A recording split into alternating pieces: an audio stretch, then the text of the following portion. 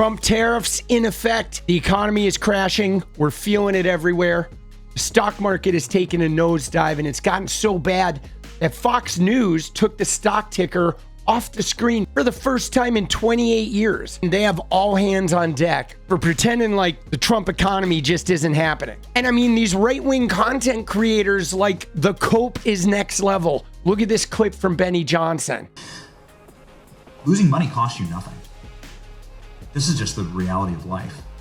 Like, were you young and dumb? How much money did you lose? Everyone loses money. Everyone loses money. It costs you nothing. In fact, it builds quite a bit of character. In fact, you learn a lot of lessons, actually, by losing money. Yeah, I don't know, Benny. Looking at your body English, I'm not sure if I'm believing you. Look at how great it is to lose all your money. Isn't exactly the sales pitch of the century, Benny. I haven't seen Benny this stressed out since he forgot his Grindr password.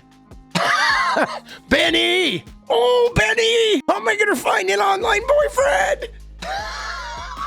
But anyway, despite Trump being just a complete idiot, I actually think there's some nefarious shit going on here that yet again involves Elon Musk. We're going to take a look at what Trump really is trying to do, which is why while the markets are crashing, he's out there golfing with his Saudi Arabian buddies. If you like the video, please drop the like, hit the sub button, turn those noties on. Let's get into it. This is the thing that I don't like, how so much of Trump's talk is about bringing factories back to the United States. I mean, it's fucked up, bro, because A, factory jobs are shitty. Human beings shouldn't be working in factories. It's not a good job. It's not healthy for them. It's like bad for your soul. But B, I don't think they have any intention on making those jobs be for people. I think they're lying to us. I think they're going to bring factories back and then they're going to fill them with Elon Musk's robots. And I don't think these jobs are coming back. And then I think the prices are going to go up anyway. And today was the first day that we saw this actually get mentioned by Howard Lutnick. Dude, he actually said it, dude. Look at this clip, dude. Now, we're not going to have all factories come back. Like clothing manufacturing, that's tough to bring back. But what kind of manufacturing are you talking about returning here? Well, you can't just give that away. See, what's going to happen is robotics are going to replace the cheap labor that we've seen all across the world. I mean, think of what our factories did. They went to the cheapest labor in the whole world, slave labor, cheap labor, the worst environmental conditions, polluting the heck out of it. And then we bring back those cheap products here and we feel good about ourselves because we don't see the pain. But now we're not going to. Dude, now he's framing it about like, you know, not seeing the pain and stuff. But like what's going to happen is they're going to bring shit here and they're going to use a bunch of AI robotic, right? The fucking Tesla robots. Elon's going to try and insert himself into all of the manufacturing that comes back. There's not going to be any jobs for people. The costs are going to go up because they're paying utilities and buying property and shit here. Okay. And so the costs are going to go up. And what they're going to do is they're going to be starving the labor force of the rest of the world, which is going to extract another human cost. Like he was saying how, oh, all those people, and you know, sure, there's an environmental impact. Absolutely. With manufacturing in China. But dude, there's an environmental impact with AI, guys. The data centers, the amount of water that gets used to like cool down those data centers. Dude, AI, Bitcoin, all that shit is insane. The environmental impact. Lithium batteries, insane. I mean, dude, there is like, right? It's not any less going into robotics. It's not a less impact. But what it's going to be, though, is they're going to be able to charge more because it's made in America, but they're going to be paying less because they're using less labor. And they're going to be negatively affecting the economies of the rest of the world. It's crazy. And, you know, the market that Trump is creating it is going to be a booming market for the people that own the means of production. But it is not going to be a booming market for the people that are participating in it, for the workers. It is not going to be booming for them. I believe it's going to be a lot of hardship for the working class. And I mean, dude, it's like so much of the world's economies are propped up by manufacturing, you know? And yeah, it's going to be crazy. What are we going to do, guys? I do want you guys to understand that the tariffs, in addition to them being something Trump can do unilaterally, a big part of this is extortion. To make a long story short, he's going to put a whole bunch of tariffs on all the industries, and then industry by industry, the giants of those industries have to go to Trump and be like, dude, we need you to remove the tariffs for us. And then he can extract from every industry. He can extract things from them. So it's a way for him to bribe every industry in America to give him favors, to do things for him in order for him to exempt them from the tariffs. It's a power play. It's extortion, and it's super problematic. So those trying to understand the tariffs as economic policy are dangerously naive. No, the tariffs are a tool to collapse our democracy, a means to compel loyalty from every business that will need to petition Trump for relief. This week, you will read many confused economists and political pundits who won't understand how the tariffs make economic sense. That's because they don't. They aren't designed as economic policy. I mean, they're terrible economic policy. When you look back at them in the 1890s, dude, 60% of the country was impoverished. Dude, they were horrible. And the tariffs in response to the Great Depression totally worsened the experience. They're terrible economic policy. Okay, the tariffs are simply a new, super dangerous political tool. You see, our founders created a president with limited and checked powers. They specifically put the power of spending and taxation in the hands of the legislature. Why? Because they watched how kings and despots use spending and taxes. They use the money to control. You see this in families sometimes. Parents that want to control their kids will use money to do it. It's really common. British kings use taxation to reward loyalty and punish dissent.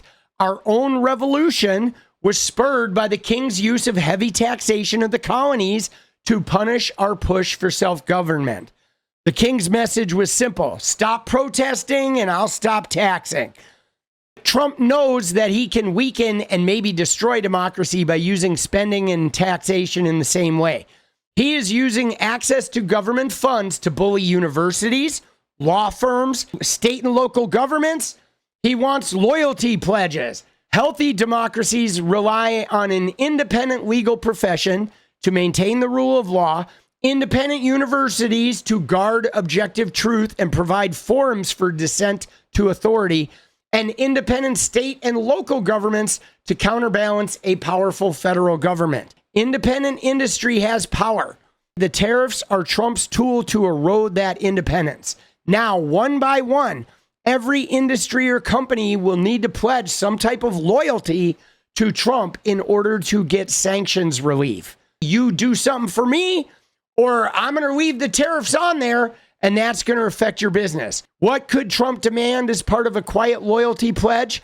Public shows of support from executives for his economic policy, contributions to his political efforts, promises to police employees' support for his political opposition. The tariffs are designed to create economic hardship. Why? So Trump has a straight-faced rationale for releasing them business by business or industry by industry. As he adjusts or grants relief, it's a win-win. The economy approves and dissent disappears. So it looks like this. The economy was booming coming out of the pandemic. Now he's going to crash it. And then if you don't play ball, he won't release the crash for you. Everybody who plays ball and everyone who gets on his side gets relief from the tariffs. And then slowly but surely he can start to bring the economy back. And he looks like a great big hero. You just got to go along for the ride.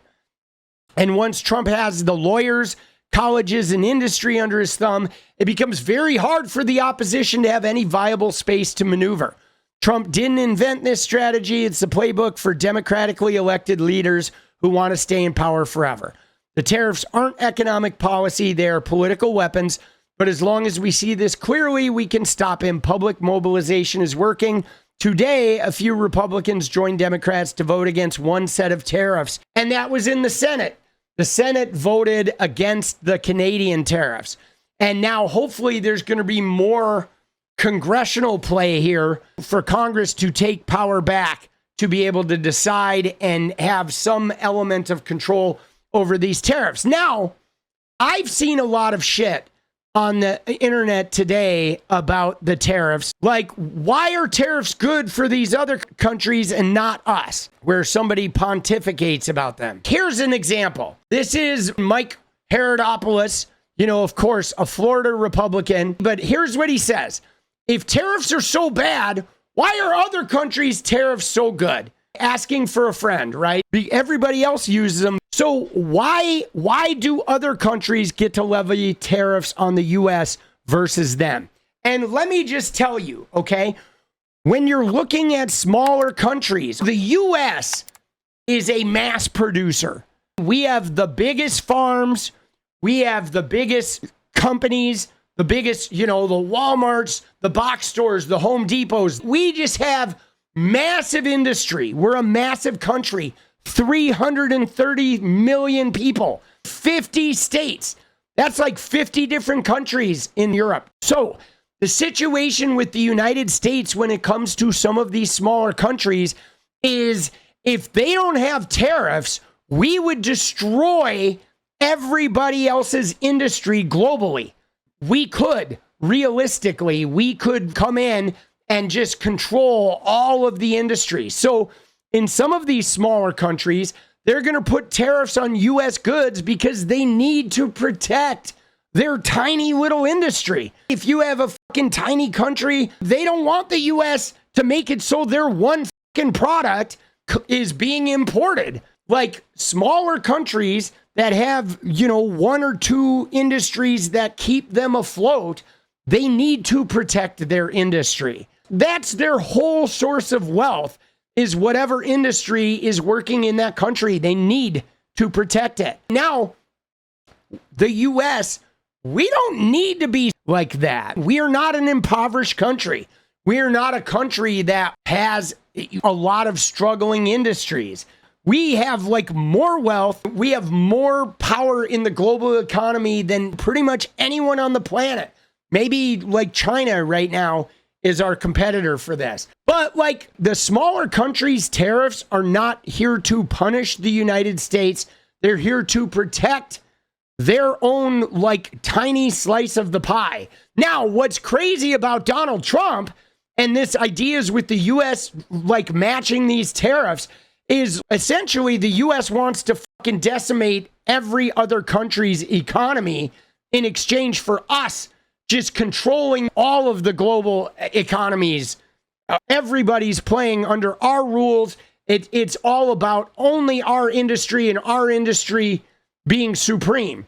And dude, that is wildly unnecessary. I don't see the benefit of that. I mean, I do see the benefit of that if you are a titan of industry. But if you're a worker, the workers are not getting a piece of this pie. And dude, yeah, the whole idea of bringing back manufacturing plants, I mean, dude, if manufacturing plants do come back to America, they're not going to be staffed by humans. They are going to be staffed by Elon Musk's robots. They are. They're not coming back. Manufacturing as a large-scale industry, people working in factories, dude, that shit's just not economical. People can't survive on the wages of those jobs. If those jobs come back, they're coming back at $10 an hour, dude. Nobody can fucking survive on $10 an hour, dude. Not a chance, bro. But what they're going to do, though, is these companies are going to try to grease Trump in some way. They're going to make promises of investment, and maybe they're going to invest some money in some shit that he wants done in order to get relief from the tariffs. I mean, it's mostly he wants to slap a whole bunch of tariffs so then he can get something in exchange for removing them. He just wants to extort people. What is up, guys? Thank you so much for watching. You like the video, you want to support independent resistance media, you know what to do. Drop that sub, hit the like button, and please share it. And we do love our members, so if you want to become a member, it's another really great way to support. Thanks again for everything, guys. I'll see you next time. Let's go.